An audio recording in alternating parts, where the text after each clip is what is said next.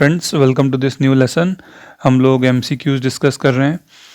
तो पहले लेसन में हमने हिस्ट्री के डिस्कस किए थे। इस लेसन में सिर्फ एंशियंट हिस्ट्री के क्वेश्चंस हैं और उसमें भी सब टॉपिक है आपका इंडस वैली सिविलाइजेशन।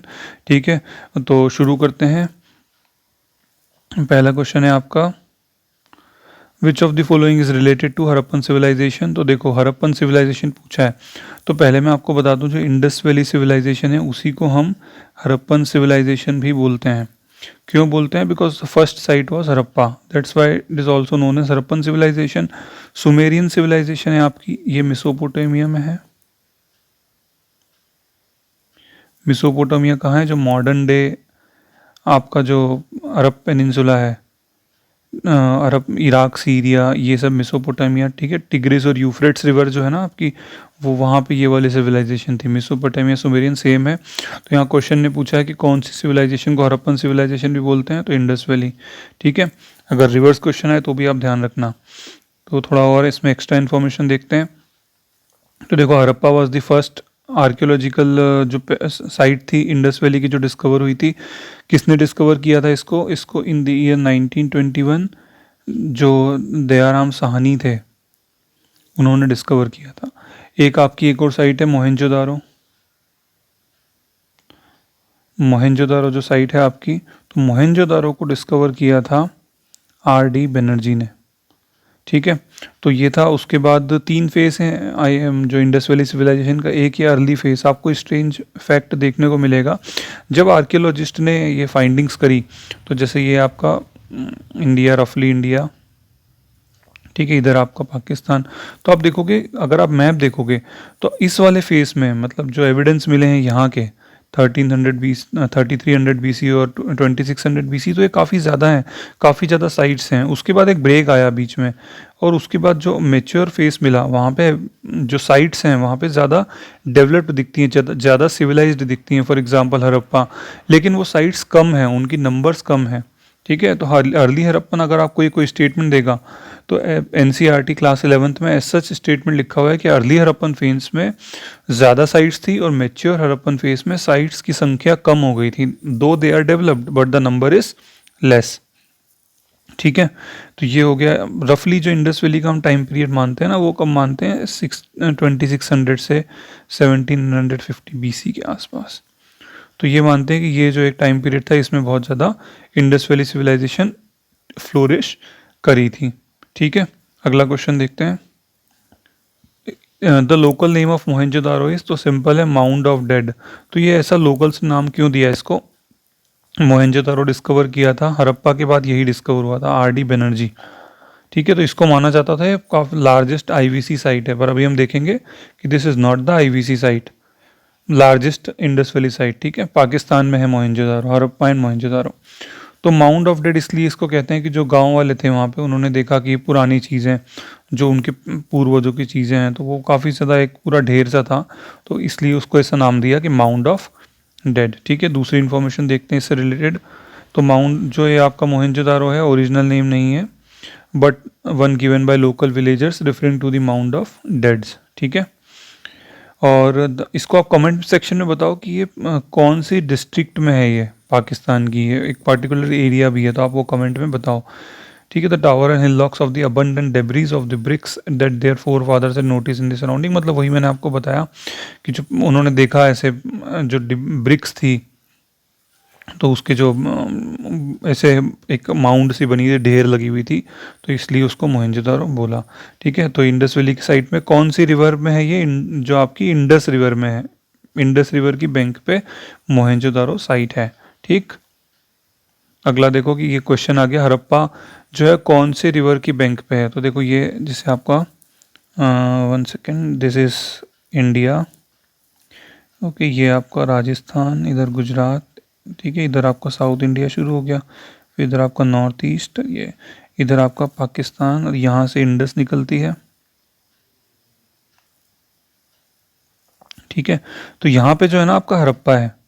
तो हड़प्पा, अब जैसे यहाँ पे इंडस की आपको पता है ट्रिब्यूटरीज भी हैं, तो ये रावी जैसे यहाँ से, तो ये जो हड़प्पा है ना आपका रफली इधर है, बहुत रफली बता रहा हूँ मैं, तो ये इधर है, तो वो किसके बैंक पे हो गया? रावी के बैंक पे हो गया। मोहनजोदारो नीचे है, तो ये मोहनजोदारो हो गया। तो मोहनजोदारो किसके बैंक पे हो गया आपका? इंडस नदी के बैंक पे हो गया, ठीक है। दिस इज इंडस, ठीक है। एक साइट और है द वेस्टर्न मोस्ट साइट सुक्ता गेंदोर, तो वो भी पाकिस्तान में ही है आपके, और वो this is the western most site. तो अगर आपसे कोई पूछेगा कि सुक्ता गेंदोर किस नदी के बैंक पे है, तो आप क्या बोलोगे?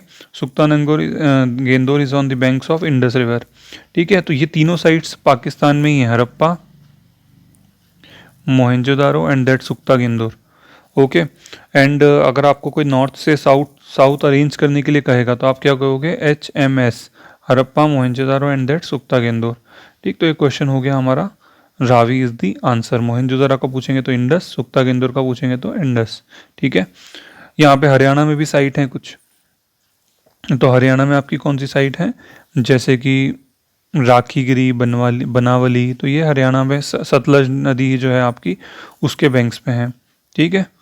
तो अगला देखते हैं, देखो ये लिखा हुआ है, Harappa situated on the bank of river Ravi in the Montgomery district of Punjab, ये वाला पंजाब जो है पाकिस्तान में पड़ता है, ओके।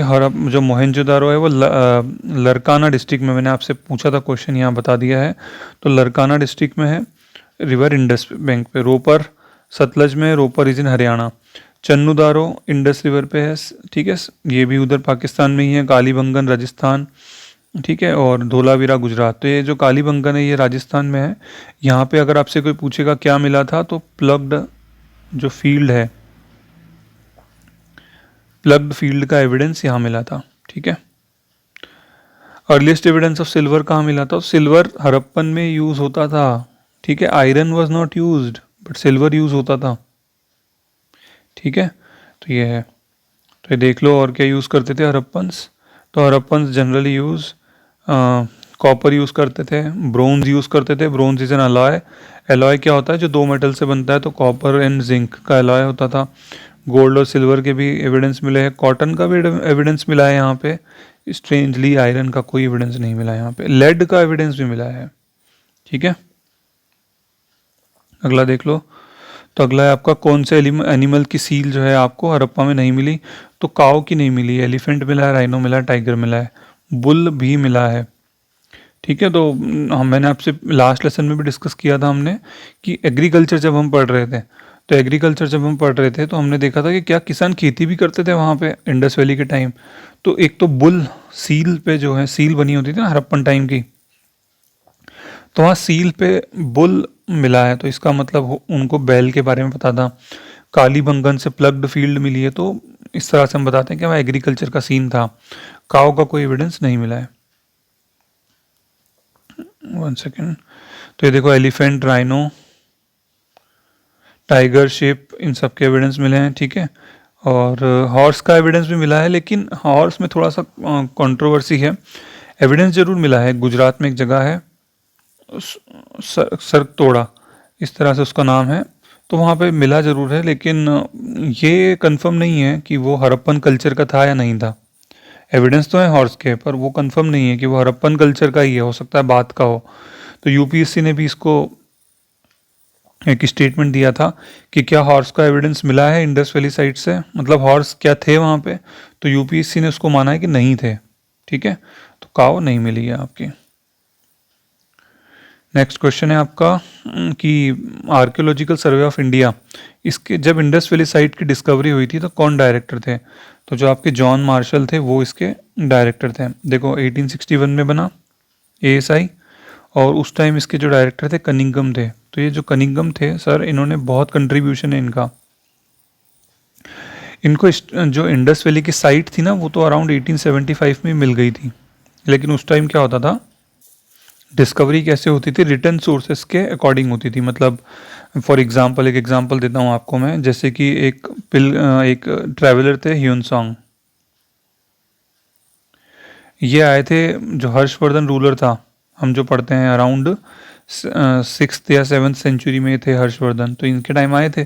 तो इन्होंने एक रिटर्न रिकॉर्ड लिखा था, उस रिटर्न रिकॉर्ड में लिखा हुआ था कि एक यूनिवर्सिटी थी, जिस यूनिवर्सिटी में इन्होंने रह के 10 से 12 साल पढ़ाई करी थी। ये यूनिवर्सिटी डिस्कवर तो हुई नहीं थी, पर अलेक्जेंडर कनिंगम ने इनके रिटर्न रिकॉर्ड को पढ़ा हुआ था, ठीक है। तो ये जो ट्रैवलर्स होते थे ना, इनके रिटन रिकॉर्ड्स के हिसाब से ये पहले पढ़ा जाता था, उसके बाद फिर डिस्कवरी होती थी कि हाँ इन्होंने जो लिखा है वो कहाँ पे है।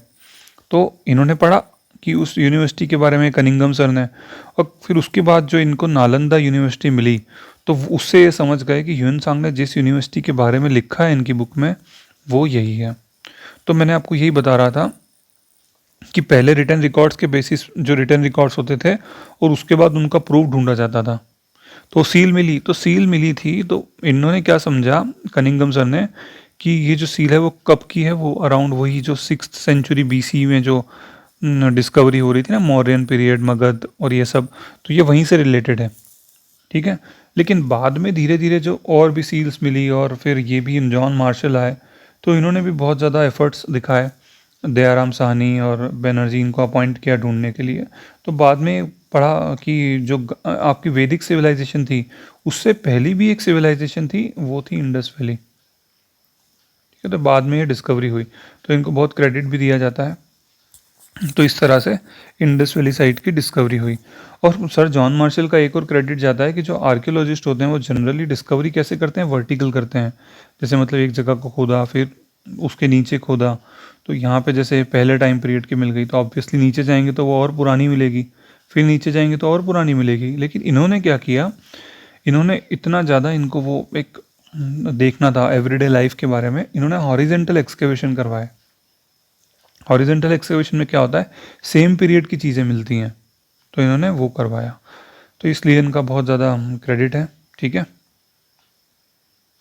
तो ये लिखा हुआ है कि 1924 में John Marshall director general of ASI at that time, इन्होंने नई सिविलाइजेशन की बताया डिस्कवरी के बारे में, इतने टाइम पीरियड में डायरेक्टर जनरल थे। ठीक है। ये फर्दर जो है इंफॉर्मेशन दी हुई है। नेक्स्ट क्वेश्चन है आपका कि इंडस वैली कैसे उनके घर होते थे, तो पक्का ब्रिक्स के घर होते थे। देखो आपने अगर इंडिका पढ़ी हो, मेगस्थनीज की इंडिका के बारे में सुना हो, तो उसमें लिखा हुआ है कि जो मौर्यंस के हाउस थे ना वुड के थे, तभी तो वो रहे नहीं, नहीं तो वो भी रहते थे जो पैलेस होती थी। लेकिन जो इंडस वैली के जो घर थे वो पक्का ब्रिक्स के बनते थे। ठीक है। वेल प्लान्ड ड्रेनेज स्ट्रक्चर था, और ऐसी स्ट्रीट्स थी, सड़क थी 90 डिग्री पे। ठीक है। ऐसे कुछ घर होते थे वो ऊंचे प्लेटफॉर्म पे बने होते थे जिनको सिटाडल कहा जाता था, कुछ नीचे बने होते थे। तो इस तरह से फर्दर फर्दर वहाँ पे चीज़ें हैं। अगला आपका क्वेश्चन है, ठीक है, ये आप और इन्फॉर्मेशन पढ़ सकते हो। फेमस डांसिंग गर्ल, बहुत फेमस क्वेश्चन है, कहाँ मिला, तो ब्रोंज का एक स्टेचू है। ठीक है। वो मोहनजोदारो से मिला है। ओके। तो ब्रॉन्ज से बना हुआ है। एक ऐसे गुप्ता पीरियड में भी एक स्टेचू मिला था, चोला पीरियड में मिला है, तो वो डांसिंग गर्ल का नहीं है, वो नटराज का स्टैचू है। तो कंफ्यूज नहीं होना है, आप जब ज़्यादा पढ़ोगे तो कंफ्यूज हो सकते हो क्वेश्चंस देख के, तो ये ध्यान रखना है। ठीक है। तो dancing girl Mohenjodaro 4500 year old, ये फर्दर इसकी कुछ और डिटेल्स दी हुई हैं। ठीक है। ब्रोंज का है इस तरह से। Which of the following was unknown in Indus valley civilization, तो ध्यान रखो ये इंडस वैली में क्या अननोन था, तो इसका आंसर आएगा पल्सेस। तो पल्सेस उस टाइम अननोन थी, स्ट्रेंजली अननोन थी। वीट, बार्ली, सीसम, इनके राइस के भी एविडेंस मिले हैं लोथल से, Lothal is in Gujarat, Rangpur is in Gujarat, तो राइस के एविडेंस मिले हैं। कॉटन के एविडेंस भी मिले हैं, वीट के तो मिले ही हैं। फिर आप पढ़ोगे कि ये सब भी मिले हैं, fish, serial, fish, animals. Ragi was also unknown. ठीक है। तो ये रागी और pulses they were unknown at the time of Indus valley. Next question है आपका कि सबसे बड़ी एक्सटेंसिव हड़प्पन सिटी कौन सी है, इंडस वैली सिटी कौन सी है, तो ये आपकी जो सबसे बड़ी इंडस वैली सिटी है दैट इज़ राखीगढ़ी। ठीक है। तो राखीगढ़ी से प्लग्ड फील्ड का मैंने आपको बताया 1963 में डिस्कवर हुई थी। तो ये सबसे बड़ी अभी तक की जो सबसे बड़ी साइट है वो ये है। पहले ऐसा समझा जाता था कि मोहनजोदारो है, लेकिन इसकी डिस्कवरी के बाद फिर ये हो गई। ठीक है। तो ये सब था 10 क्वेश्चंस अभी हमने डिस्कस किए। आप इसको प्लीज़ एक या दो बार और देखो, आपको काफ़ी इन्फॉर्मेशन मिलेगी। अगर आप सोर्स पढ़ना चाहते हो तो 11th NCERT, 6th NCERT और दूसरे भी नोट्स आप पढ़ सकते हो, तो आपको वहाँ से काफ़ी कुछ हेल्प मिल जाएगी। Okay friends, thank you so much. Please give your feedback in comment section. Thank you.